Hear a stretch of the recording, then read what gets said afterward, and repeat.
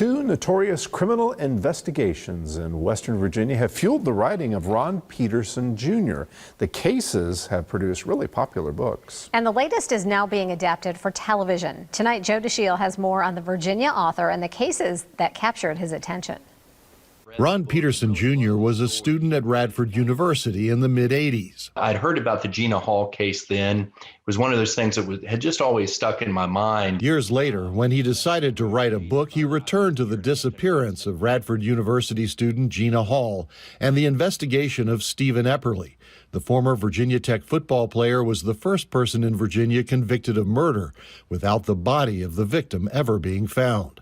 Under the Trestle would lead to Hall's second book when the lead investigator on the Gina Hall case suggested another. He said, hey, if this book does well, you got to write about Wally Thrasher. And my first comment was, who is Wally Thrasher?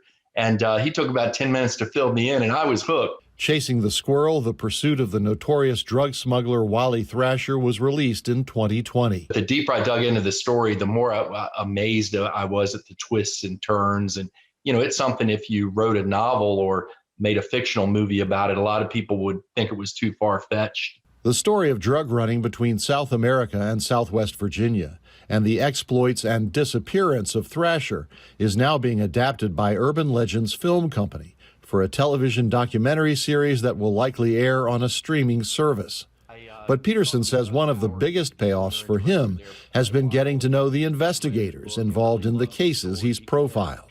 To get to know some of them as well as I have, and learn a little bit about what they do, hear them tell the stories about it, you know, just makes me realize how interesting it was, and also how dedicated they were to, for example, keeping drugs out of Southwest Virginia.